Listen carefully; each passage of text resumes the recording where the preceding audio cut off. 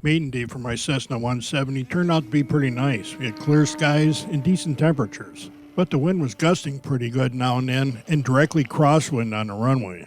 This was the maiden flight on the Cessna, and it needed some right aileron and up elevator trim, but other than that it was pretty good. The gusty winds were bouncing around a little bit, but that was to be expected. Overall, the Cessna handled the wind very well. As often happens at our field, the wind changed directions a bunch. I always start shooting some approaches right after I get the plane trimmed out. If landing this plane is going to be difficult, I want to know that now.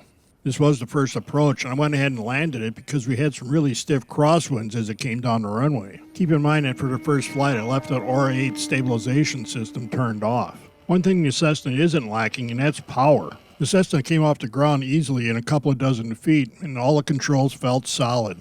And once again, the Solo Shot 3 was having a hard time deciding if it was going to stay in focus or not. This is still in the first flight without the stabilization, and the Cessna handles the crosswinds very well. What was most surprising to me is how well the Cessna handles at very low speeds. I was surprised that a plane that flies this low can take off and accelerate the speed so quickly. I was also happy to see that the formed wire landing gear doesn't have a lot of bounce to it. And the ground handling of the Cessna is great, even with the big crosswinds. It was a little surprising to me that a plane with this much power needed very little steering correction during the takeoff runs.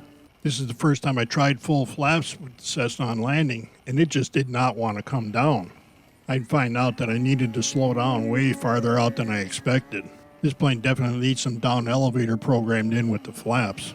On this approach, we got several big gusts of wind, dead crosswise to the runway. This was the only time all day that I really felt like the wind got a hold of that 84-inch wing. But the controls never got mushy and it landed just fine.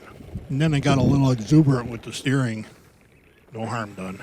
If the crosswinds had shifted enough that they're a little bit behind the plane, I decided to try it anyway. And it handled great. With the wind coming straight in across the runway, I tried these figure eights to see how much rudder coordination it needed to keep the tail up through the turn. And it turns out it needs very little. With every turn, I was using a little more rudder to see if the plane would do anything odd. It never felt like I wanted to snap or drop a wing or anything like that. This is something that can get you in real trouble with a bunch of airplanes, but the Cessna actually handled pretty well. Here again, the crosswinds are trying to push the plane towards me, but it flew very well regardless. This started out being a touch and go, but then when it got going so slow, close to the ground, I decided to see how long I could string that out. And it was easy to do, really. I expect without the crosswind, this would be even better looking. With the Cessna trimmed out pretty well, I decided to take it up and see what it did in the stall. Got the power and kept pulling an elevator to hold it level, and I didn't really notice it falling off much. It was going really slow, and finally the wind got a hold of the wing and tipped it a little bit.